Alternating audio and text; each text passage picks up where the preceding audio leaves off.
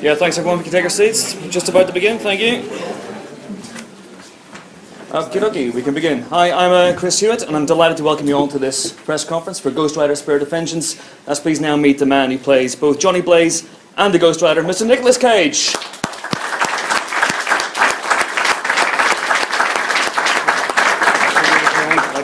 Thank you all for being here with me.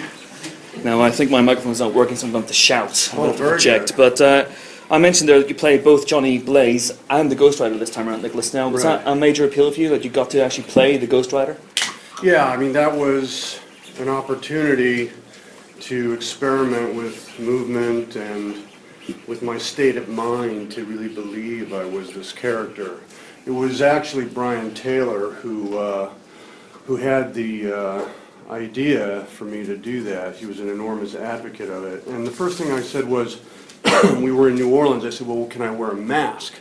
So as not to feel totally ridiculous as I would walk on the set and play this part. But there was a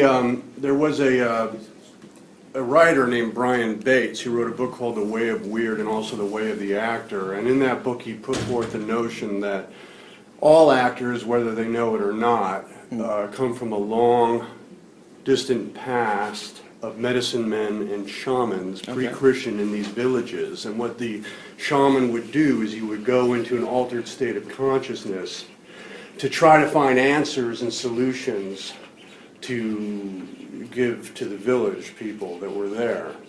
And you know, in this day and age, that person would be considered psychotic. But when you think about it, it was a way of channeling the imagination to either talk with spirits to give answers to the village. So they would wear masks, or they would gather objects that had some magical relevance. And so I thought, well, because I'm dealing with a supernatural character, why don't I try a little bit of that and see what happens? Okay.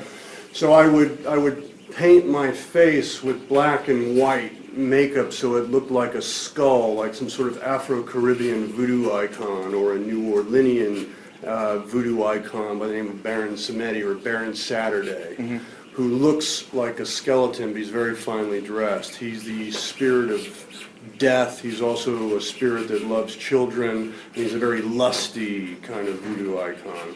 And I would paint my face, and I put black contact lenses in my eyes so it looked more like a skull, and you couldn't see any pupils or any white in the eyes. And I would sew some ancient Egyptian artifacts into my costume, get some rocks that had alleged frequencies to it. Who knows if it works or not, but the point is it stimulated my imagination to think I really was this character.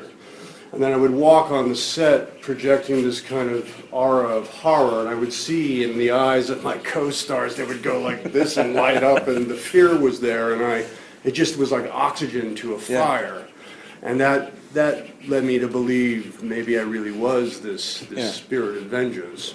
The problem is if you have a Christmas party in Romania and you're shooting till 2 in the morning, and you're invited to go to the Christmas party and some schnapps is involved and you're still in character, all hell can break loose, and it did. And I'm lucky I'm not in a Romanian prison. Fair enough. What about your body language, though? Because maybe it was in quite a herky-jerky way. Did you have to... I remembered cobra snakes, because at one point in my neighborhood I had a couple of them, and then the neighbors didn't like it, so I gave them to a zoo. But I would study these cobras, and what they would do is they would move back and forth in a rhythmic motion, and on the back of the snake was like this the pattern of an eye, like an occult eye, and it would be trying to hypnotize me. And then as soon as it felt it had hypnotized me, it would strike. And so I thought, well, why does a Ghost Rider move like that, with that sort of hypnotic rhythmic motion? And then there was another thing that I'd seen in a Trent Reznor video where he was revolving and levitating in circles, and I thought, let's have Ghost Rider levitate and revolve in circles. We called it the compass, and then he would find his next victim and then attack. So a lot of thought went into it, and then also just a bit of imagination and improvisation. Sometimes I would start talking in what I thought was like a Wotanic Norse dialogue or some sort of Enochian angel speak or something. Who knows what was coming out of me? But it was a fun experiment. Which wouldn't have happened if you'd done this on a mocap stage, wearing one of those ping pong balls. And that didn't. Yeah, exactly. What you see is really in camera. Fantastic. Okay, we'll take some questions from John. Let's start with you. Mr. Cage, from what you've told us, all this voodoo and occult preparation, it doesn't suggest that you could have been in the best state of mind for driving something as dangerous as a motorcycle. Now, I obviously assume the great safety precautions are taken, but I still think a motorbike can be a dangerous beast because they are unpredictable. No question. And I wondered if your nearest and dearest had a word with you about taking extra caution when you were on that mighty beast. No, she loved it. She thought it looked great. She thought it was a very sexy motorcycle and wanted to have a ride on it. The truth is, I was blessed to work with the Yamaha VMAX. I'm not a sponsor for Yamaha. I don't have a contract with Yamaha, but I have had my experiences on several different motorcycles, and they're the best. Because if you think something that you want the bike to do, it'll happen. So I could go impossibly fast on that motorcycle and tell it to stop safely, and it will. And I totally trusted that motorcycle. I never got hurt. Now, my insurance today tells me that I'm not allowed to ride motorcycles in my own life, so I have to do it when I'm working. I'm legally unable to ride motorcycles. Why is that? Because it's a contract that I have with my life insurance. All right. And so whenever I get a chance to do a movie and ride a bike, I go for it. Fantastic. Yes, front row, please. Going back to your first answer, Nicolas, bear in mind you got in touch with your character's spiritual side in preparation for playing these parts. Did you experience anything inexplicable, anything supernatural while you were filming the movie? I'm of the opinion that everything supernatural is, in the imagination. And I had wonderful flights of fancy in my imagination as I was playing the Ghost Rider. I can't say that anything outside the realm of the natural occurred while filming the movie. No. Okay. Anwar, please. Is it possible to say, in the great range of all the characters you've played over the years, how much these two characters mean to you by comparison? Are they the sort of your favourites? And by playing them in more than one movie, does the passion for them grow, or is it dissipated? Has it worked out your system? I felt I had more to say with it. Ghost Rider was a character that had an enormous influence on my childhood. I was 8 when I discovered Ghost Rider, and in fact, I had the very first comic, and I would stare at that picture, that cover, and I couldn't get my head around how something so terrifying to look at, who was in fact using forces of evil, could also be considered good. How is this a superhero? So it was like my first philosophical awakening. Here's a character that's literally inspired by Goethe. This is a Faustian contract. But of course, it's really all just a metaphor. This movie isn't sanctimonious at all. It's about pop art. It's about having fun. It's about going along for the ride. But in my opinion, the deal with the devil happens every day. Everyone sells their soul every day. How many times does it happen where and it's usually for love, you meet a lady or a gentleman and you think they love you, but then you find out it's for a green card, or it's for money, or it's because they want to make you pay for whatever their parents did to them and they take it out on you. Well, that's a deal with the devil. So the movie is really, for me, that character is really a metaphor for just life. And if you want to compete in this day and age with other comic book films, and every other movie is one, you have to provide an alternative, and Ghost Rider does that. Fantastic. Craig, please. Mr. Cage, as you said, you're a huge comic fan. I was wondering, could you tell us 5 of your favourite characters, comic story arcs, or something that's meant something to you in the comic world? Well, I've always liked the monsters. I like the Hulk. I feel bad for him, or I did as a child.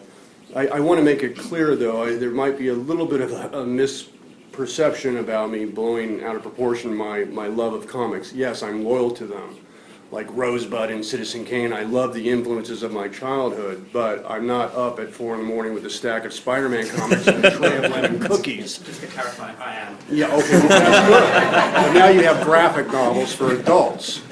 But you know, Doctor Strange, Silver Surfer, Ghost Rider, Hulk, you know, these were characters that, and Batman, the ones that were a little bit scary to look at and also had some edge. So Batman aside, you're very much a Marvel guy. I would say that Stan Lee and Jack Kirby had the biggest effect on my childhood, yes. Fantastic. Yes, please. Yeah, you seem drawn to playing these anti-hero characters.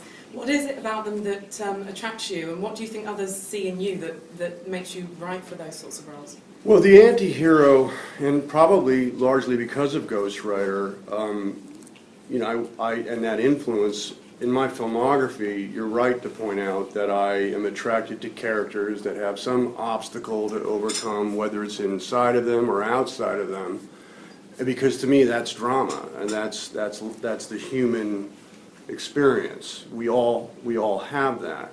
But within that, I'm attracted to characters that allow me to realize my more surrealistic and abstract dreams for film acting. You know, I believe in art synthesis. I think that acting need be no different than painting or music, and that if you can get very outside the box, or as critics like to call over the top in a Francis Bacon painting, why can't you do it in a movie?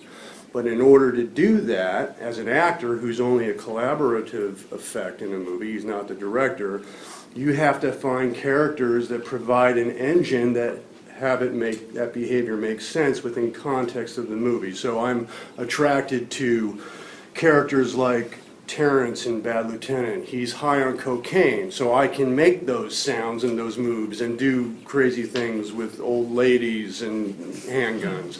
I can in Ghost Rider, because you see that my face is morphing into a skull and there's pain in that, I can then do things like scraping at the door, and make those notes come to life. So I have to look for characters that allow me to realize my abstract dreams in cinema.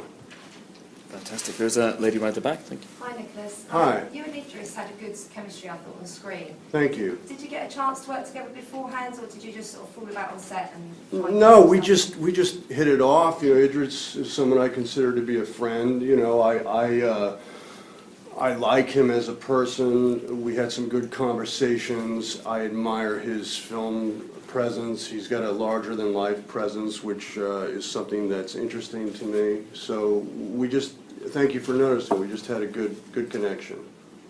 Excellent. And there's a gentleman in the end. Kind of leading on from that question, actually. There's a lot of genre faces in here. There's Idris Elba, Anthony Stewart Head, there's Christopher Lambert. I wondered if you were involved with those castings. Those are all familiar faces to people who will like this type of movie as well. No, Mark and Brian did all of that. They have a great appreciation for all things cinema, and they really know their movies, and so they're the ones that did all the casting, from, you know, Christopher Lambert to Kieran Hines. You know, how brilliant to cast those two, and Kieran, you know, in the Rome series, to think of him as the devil, to me is very inspired. And I was lucky to work with Violante, and also Johnny Whitworth is, what can I say, he's Johnny Whitworth, he's full of surprises.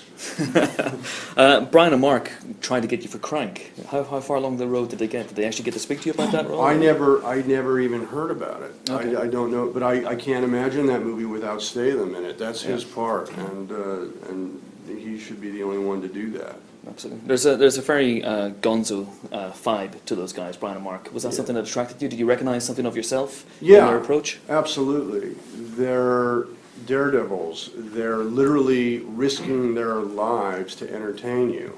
You have Neville Dean with a camera in one hand and a motorcycle in the other, on rollerblades, being pulled at like 60 miles an hour to get a shot. Any moment he could break his neck, or flying off a cliff with a wire on him and a camera where he could collide into Idris's stuntman. I mean, these things they're the only guys that are doing it. And there's a lot of poetic young filmmakers, but only Mark and Brian are the ones that are poetic and risking their lives. It's like daredevil, extreme sports filmmaking, and you have to give them credit for that. Absolutely. There's a gentleman here, front row. Hi, Nicholas. A lot of your filmography is rooted in fantasy, but there's a nice montage of how the devil could have been present in various characters through history, right up to Jerry Springer, which I thought was really funny in the child. Is there a particular real-life person that you'd like to play with a bit of the devil in him? You know, generally my instinct is to not do biographical movies. I want to build characters and not be locked into playing a part in history. For me, not that I wouldn't, but for me, what's interesting is creating somebody and introducing you to that person. I don't want to play other people that we know, per se. Okay, and back to John. Given the depth and incredible variety of the roles you've tackled over the years, I wondered if you're starting to look back on things and if there's a little tinge of regret that you never got to be Superman as was once suggested. No, the only regret I have is not having a chance to work with Tim Burton. I hope someday we will work together. I know it would be special, but as far as that particular character goes, I have no regrets. I think that Ghost Rider is a far better match for me. Fantastic. There's a gentleman with glasses in the second. Thank you. Nicholas, you mentioned the influences of your early life, your childhood, your age, and the rest of it. And this movie is going to scare the bejesus out of a lot of audiences, I'm sure. What were the images that scared you back then? What scares you now? Is there anything that scares you? I think that I'm always fearful of something happening to people I love. That doesn't go away. And then what scared me as a child was Lon Chaney as the Phantom of the Opera. I would see like promotions for it on television as a little boy, and then the mask would come off and I'd see his face, and it just really freaked me out. And I remember running away from the television and trying to avoid that. And of course now I love him for it, which is, what does that say about my psychology? But I think that I love Lon Chaney for scaring me like that. And there's a gentleman in the front row again, the blue jumper. Yeah, do you think it's true, Nicholas, that we all make pacts with the devil at some point in our lives, going back to one of your earlier answers, and looking back at your own life, do you think you've made one at some point? Oh yeah, I've done it probably more than once, and I mean it metaphorically, which is the only way the devil really exists, in my opinion, is in interactions with people who don't walk the walk and talk the talk, people who act one way and then, or talk one way and then do another. Those are the deals with the devil. I don't see the devil as somebody who's a horned, goateed guy with a fork in his hand that's there to continuously stab me and send my soul to hell. I don't see it that way at all. It must be hard to exist in Hollywood without meeting those people. Well, you said it.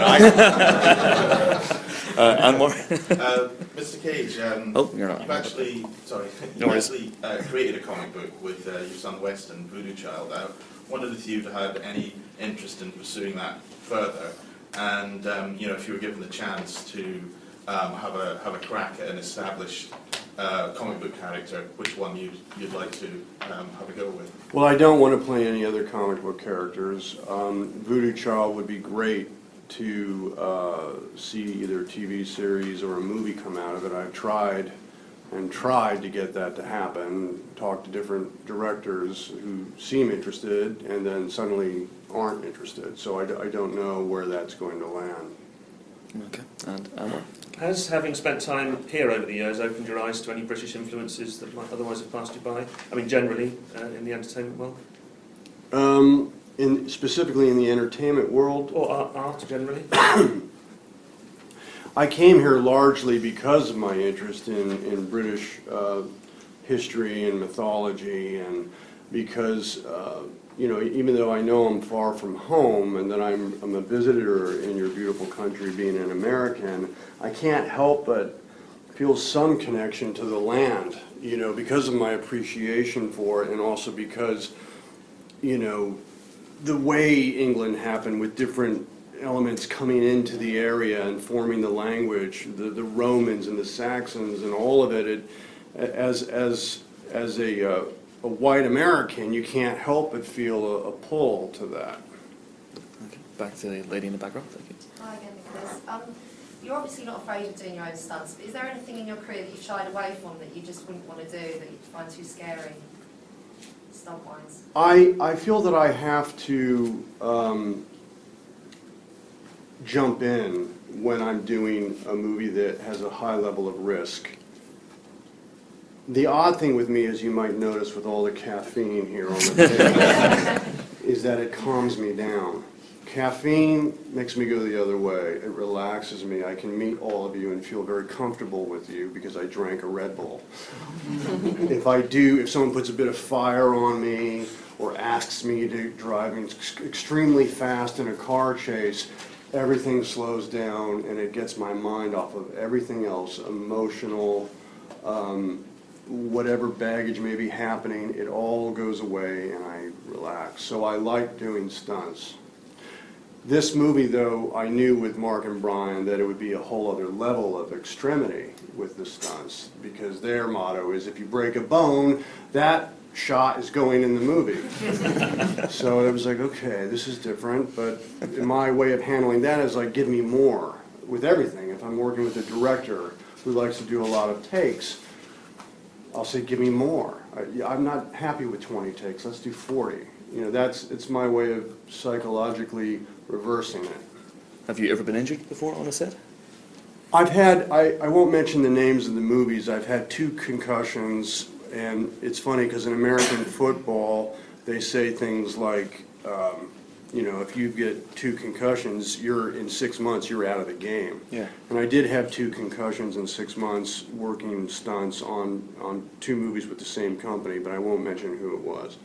And thankfully, I'm okay. But one of them was ridiculous and should never have happened, where my head, the actor was just really in his moment, and he grabbed my head and he smashed it on the marble floor, this side. And then I couldn't speak right for a couple of days, and things were very dizzy for me, but I'm okay. It was an unfortunate accident, and it wasn't even a stunt or meant to be a stunt. Yeah. Wow, okay. Let's go back to you, Craig. As a comic fan, I've been horribly disappointed over the years with adaptations on the screen. This Ghost Rider is probably the closest to how I envisioned the Ghost Rider in my mind reading the comics, and it's absolutely great. I was wondering if you could explore, without demystifying your method, explore the movements of the Ghost Rider, particularly towards the end. There was some hand gestures and everything, which I didn't really understand, which was part of what I liked about the character. But could you tell us a little bit about your influences there? Well, look, I mean, the key is to be enigmatic. My favorite movie is 2001 because it doesn't answer all the questions. It keeps you guessing. That's what gives movies or a performance a greater shelf life.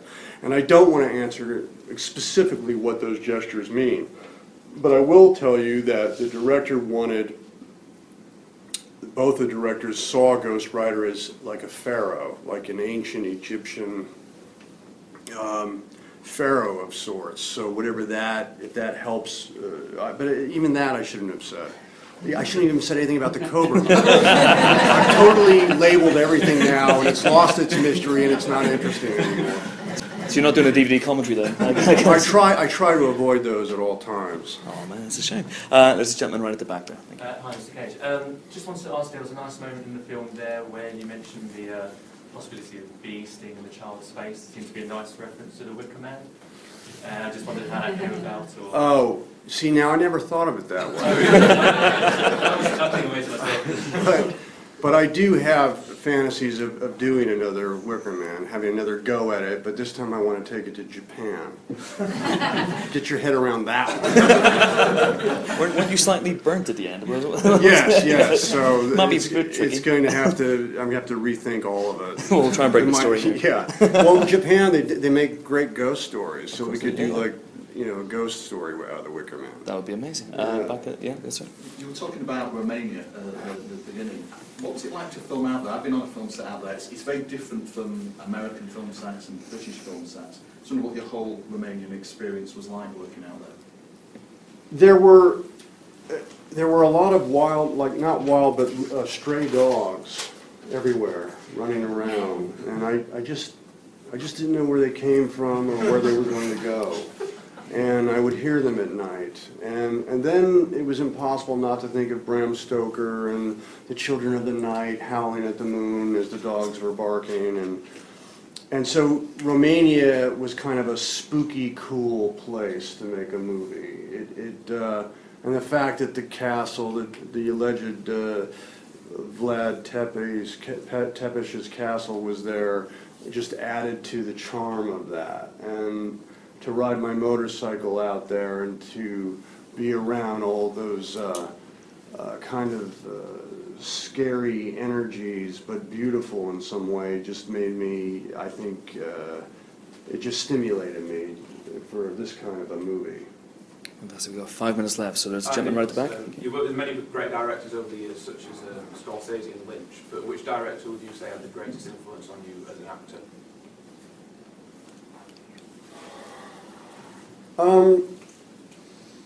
I think that they all had enormous effects on me. But because I started acting at such a young age, I began as a 15-year-old, which makes me a child actor of sorts. I've been doing it for 33 years, which is hard to believe at this point, but so be it. But because I started so young, I think some of the filmmakers that I worked with at a young age had a bigger effect on me because my mind was still learning and it was still impressionable. So I would say Lynch, Coolidge, on Valley Girl, they had enormous effects on me. Yeah, I mean, those two come to mind. Okay. Yes, sir? As a key figure in kind of the modern action film, what kind of challenges are you facing now as an actor in like the dawn of the kind of revitalized 3D and the like? I see 3D as a tool to be used when it suits the character or the storyline. I think it's not something that you should use all the time. It's just another paintbrush to work with. And Ghost Rider is a character that I think matches well with 3D because the chain can go into the audience and the fire and the motorcycles and all that I wanted to see with Spirit of Vengeance. Fantastic. Yes, please. Idris Elba says you're funny and gracious and down to earth and generally a good guy. Brian Taylor says you seem like a lunatic when you see you in movies. I wondered if this is just a byproduct of the characters you play, or is this actually another facet of your personality? Well, I think Brian also said, but there's a method to his madness in that particular quote. Seems like a lunatic.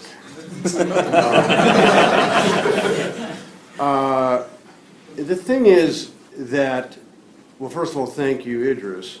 The thing is that I play characters largely because of what I said earlier, finding characters where I can realize my surreal dreams in film acting. But, you know, I'm not insane. Damon McCready from Kick-Ass is insane. He's the one who's 48 years old and dresses up like Batman and goes out and tries to seek vengeance.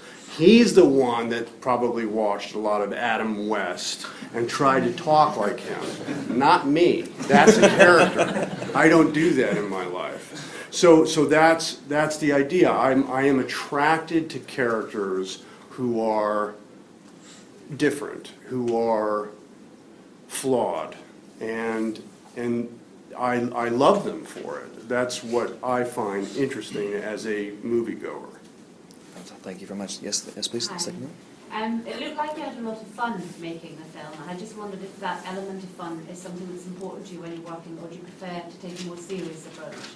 I think you have to have fun, and that's going back to what David Lynch told me as one of my influences. It's very important to have fun while making a movie, because if you're not, then the audience won't. And with something like Ghost Rider, which is in no way, again, meant to be a sanctimonious thing that everyone's going to forget about, it's got to be fun. It's got to make you have fun with it. So the only way to do that is if you're having fun. I mean, it sounds trite, and you know, I probably said too much again, but it is essential. Fantastic. We got two more. Yes, please. There's a lot of sort of crazy action sequences in Ghost Rider 2. I wondered if there was any which you or the directors just thought that's just too crazy. Was there anything that just decided was too crazy? Well, no, but there were moments where, for example, Mark Neveldine, you know, the inevitable dinner conversation where it's like, well, Nick, we can't have you doing that stunt because we need to finish the movie. and I know you'll do it if I ask you, and please don't. So we're going to have Rick English, who I do want to give a lot of credit to. He's one of your countrymen, and the man is a mystic on a motorcycle, an acrobat. I don't know how he does what he does, but he does the endo where you get the whole bike on the front and on the back, and he can spin it with a child on the bike and nobody gets hurt. It's just, he's a poet on two wheels. Fantastic. And that's the end as we began with John. There are strong religious elements in this film and in one of your recent films, Season of the Witch. And I wondered if this is a coincidence or whether you're reaching a time in your life when you're starting to question faith, look into religion and wonder what you might believe in. Well, I believe that everybody has the right to believe what they want to believe, and to knock somebody's faith or religion is foolish, whatever it may be. Christianity, Judaism, Islam, Buddhism, you know, as for myself, I'm a seeker. I'm very much a believer in science, but I do think there are times when science and mysticism intersect, and that's the best way I could answer it. Fantastic. That's all the time we have, I'm afraid. Ghost Rider Spirit of Vengeance out February 17th. Thanks for your questions. Thanks most of all to Nicolas Cage.